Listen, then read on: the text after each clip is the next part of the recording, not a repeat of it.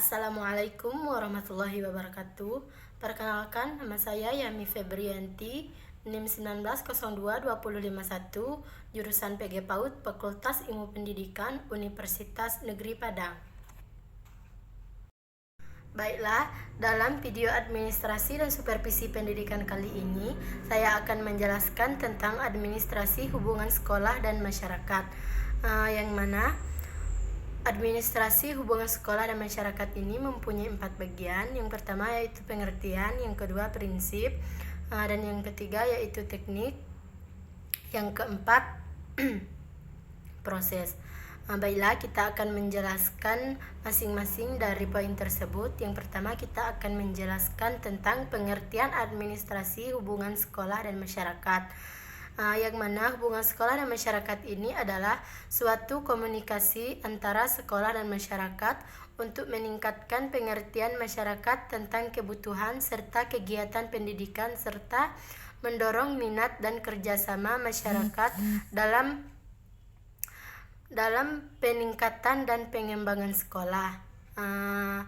Yang mana hubungan sekolah dan masyarakat mengandung beberapa elemen penting, yaitu adanya kepentingan yang sama antara sekolah dan masyarakat.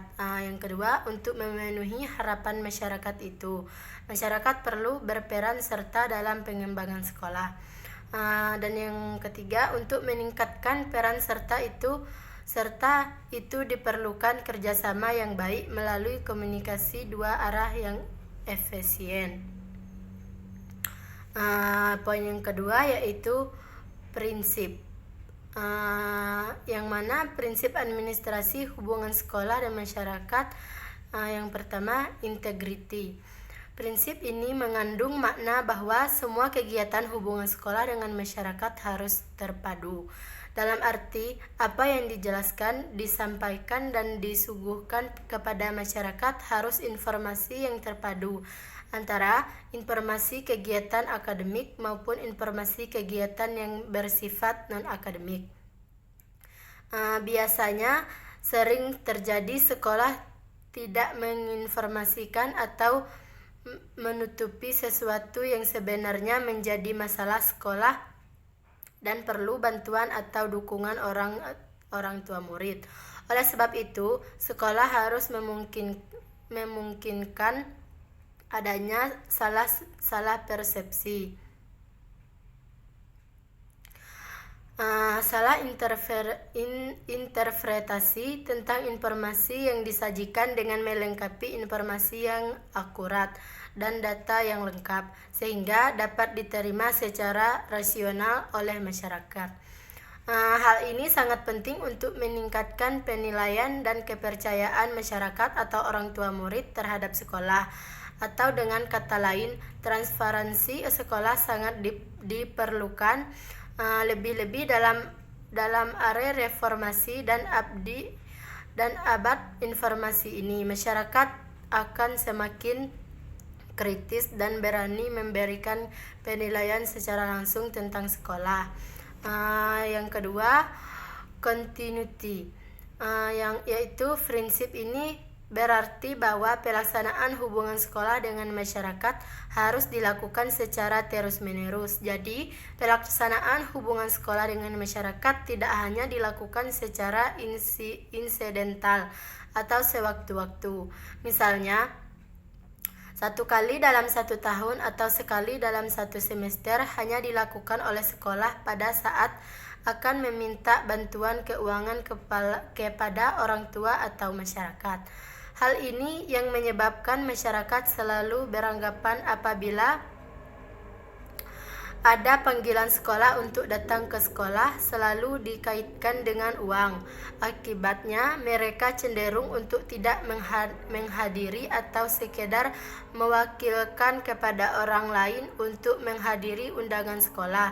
Apabila ini terkondisi, maka sekolah akan sulit mendapat dukungan yang kuat dari semua orang tua, murid, dan masyarakat. Yang ketiga yaitu simplicity. Prinsip ini menghendaki agar dalam proses hubungan sekolah dengan masyarakat yang dilakukan baik komunikasi personal maupun komunikasi kelompok pihak pemberi informasi sekolah dapat menyederhanakan berbagai informasi yang disajikan kepada masyarakat. Informasi yang disajikan kepada masyarakat melalui pertemuan langsung maupun melalui media hendaknya disajikan dalam bentuk sederhana sesuai dengan kondisi dan karakteristik pendengar atau masyarakat setempat. Prinsip kesederhanaan ini juga mengandung makna bahwa informasi yang disajikan dinyatakan dengan kata-kata yang penuh persahabatan dan mudah dimengerti.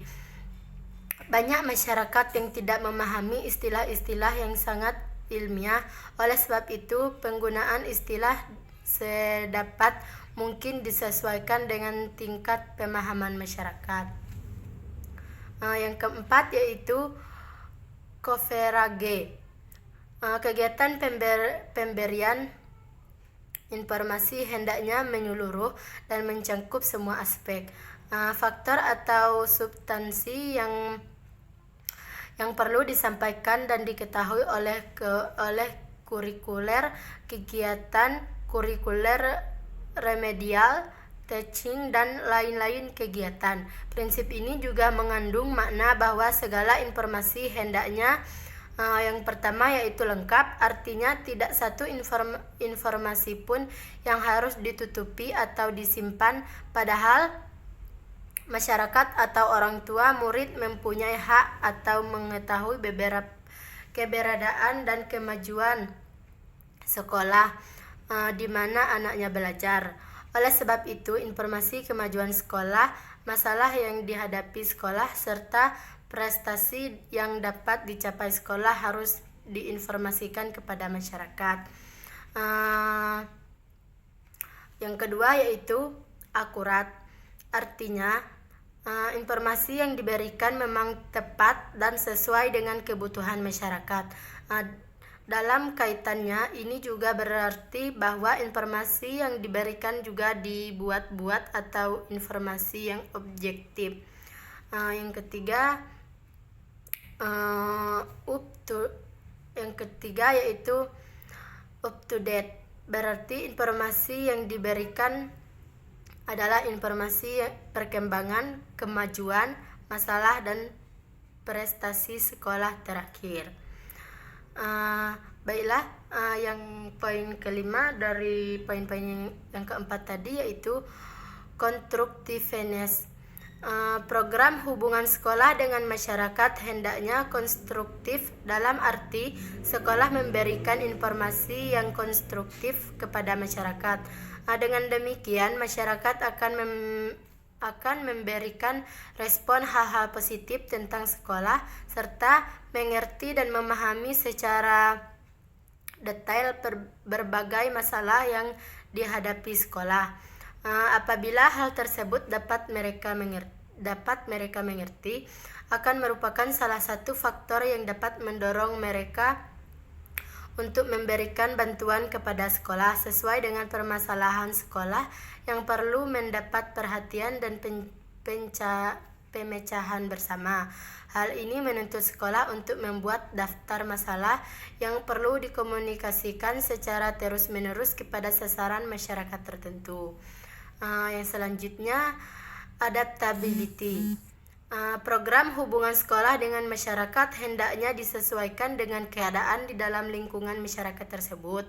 Penyesuaian dalam hal ini termasuk penyesuaian terhadap aktivitas, kebiasaan, budaya, dan bahan informasi yang ada dan berlaku di dalam kehidupan masyarakat. Bahkan pelaksanaan kegiatan hubungan dengan masyarakat pun harus disesuaikan dengan kondisi masyarakat. Misalnya saja masyarakat daerah pertanian yang setiap pagi bekerja di sawah, tidak mungkin sekolah mengadakan kunjungan pada pagi hari. Yang selanjutnya atau poin yang kedua yaitu teknik administrasi hubungan sekolah dan masyarakat. yang mana kenyataan membuktikan hubungan sekolah dengan masyarakat tidak selalu berjalan baik. Berbagai kendala yang saling ditemukan antara lain yaitu komunikasi yang terhambat dan tidak profesional, tidak lanjut, program yang tidak lancar, dan pengawasan yang tidak terstruktur. Untuk mengatasi berbagai kendala tersebut, beberapa hal bisa menjadi alternatif. Adanya laporan berkala mengenai berbagai kegiatan sekolah serta keuangannya. Diadakannya berbagai kegiatan yang mengakrabkan seperti open house, kunjungan timbal balik, dan program kegiatan bersama seperti pentas seni perpisahan.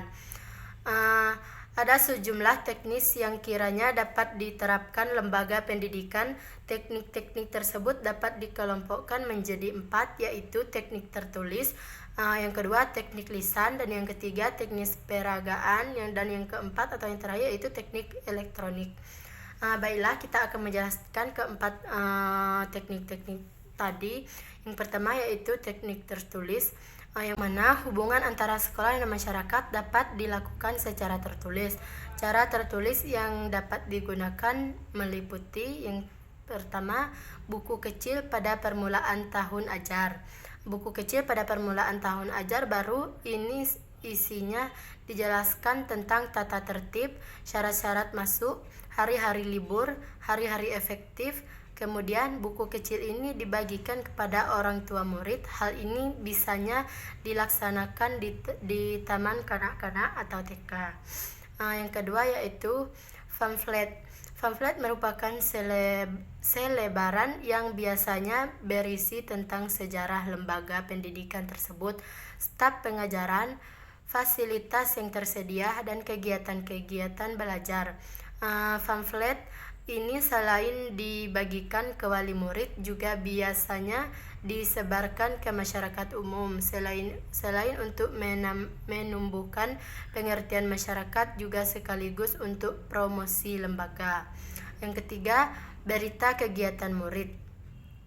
Berita ini dapat dibuat sederhana mungkin pada selebaran kertas yang berisi informasi singkat tentang kegiatan-kegiatan yang dilakukan di sekolah atau pesantren.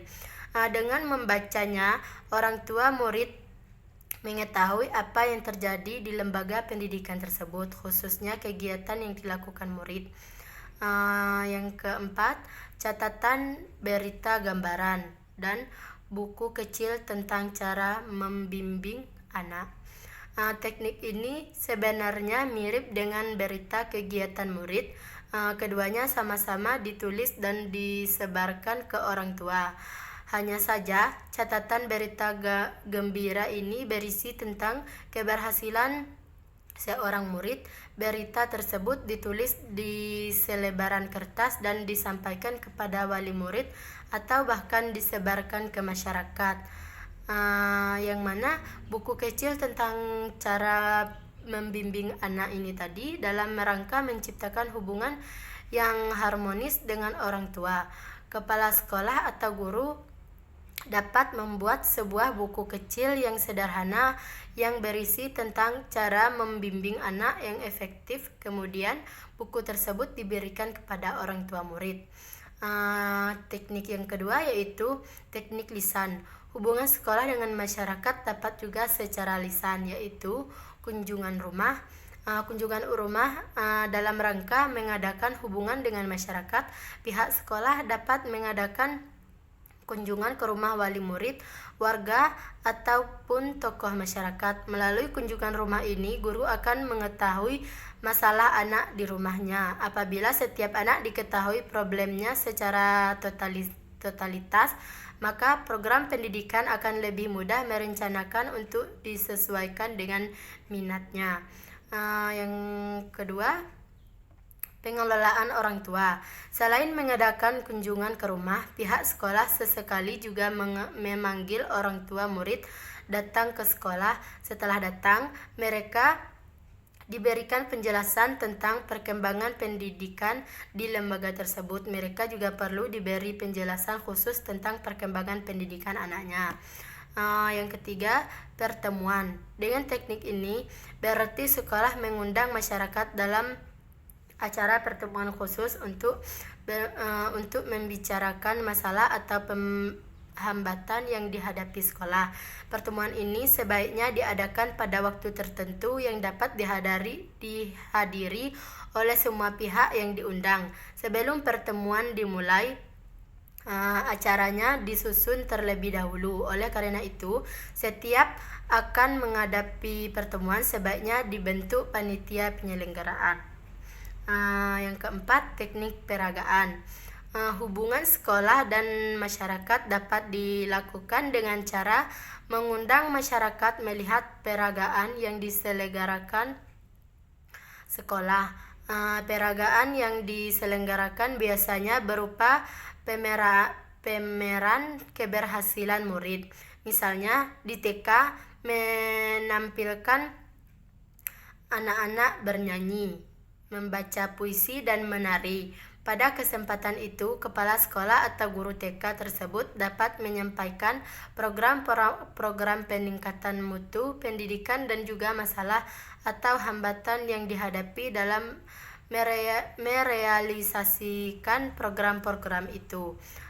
Teknik yang kelima yaitu teknik elektronik. Sering dengan perkembangan teknologi elektronik, maka dalam mengakrabkan sekolah dengan orang tua murid dan masyarakat, pihak sekolah dapat menggunakan sarana elektronik, misalnya dengan telepon, televisi, ataupun radio, sekaligus sebagai sarana untuk promosi pendidikan. Yang terakhir yaitu proses administrasi hubungan sekolah dan masyarakat. Yang pertama yaitu penyusunan program. Penyusunan program HUSEMAS atau hubungan sekolah dan masyarakat memperhatikan dana yang tersedia, cari masyarakat, daerah jangkauan, sarana atau media, dan teknik yang akan dilaksanakan dalam mengadakan hubungan dengan masyarakat.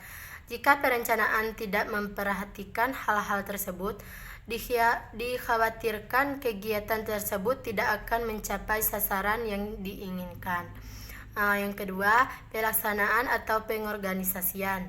Pada dasarnya, semua komponen sekolah dan pelaksanaan HUSEMAS atau hubungan sekolah dan masyarakat ini, oleh karena itu tugas-tugas mereka perlu dipahami dan ditata sehingga penyelenggaraan hubungan sekolah dan masyarakat dapat berjalan efektif dan efisien. Dalam pelaksanaan hubungan sekolah dan masyarakat perlu diperhatikan koordinasi antara berbagai bagian dan kegiatan, dan di dalam penggunaan waktu perlu adanya sinkronisasi. Yang ketiga, pengawasan. Pengawasan pada administrasi hubungan sekolah dan masyarakat dapat berupa evaluasi. Hubungan sekolah dan masyarakat dapat dievaluasi melalui dua kriteria. Yang pertama yaitu efektivitas, yang mana efektivitas ini yaitu sejauh apa tujuan tercapai. Yang kedua, efisiensi. Efisiensi ini yaitu mengenai sumber dan potensi dengan baik. Dan selanjutnya yaitu peran personal sekolah atau guru dalam administrasi hubungan sekolah dan masyarakat. Guru merupakan kunci penting dalam kegiatan hubungan sekolah dan masyarakat di sekolah menengah. Ada beberapa hal yang dapat dilakukan guru dalam kegiatan hubungan sekolah dan masyarakat itu, yaitu yang pertama, membantu sekolah dalam melaksanakan teknik-teknik hubungan sekolah dan masyarakat. Yang kedua, membantu dirinya lebih baik lagi dalam bermasyarakat. Dan yang ketiga, dalam melaksanakan semua itu, guru harus melaksanakan kode etiknya sebagai kode etik guru atau dia sebagai guru. Baiklah, Itulah yang dapat saya sampaikan. Salah dan kurangnya saya mohon maaf. Saya akhiri dengan wabillahi taufik wal hidayah. Wassalamualaikum warahmatullahi wabarakatuh.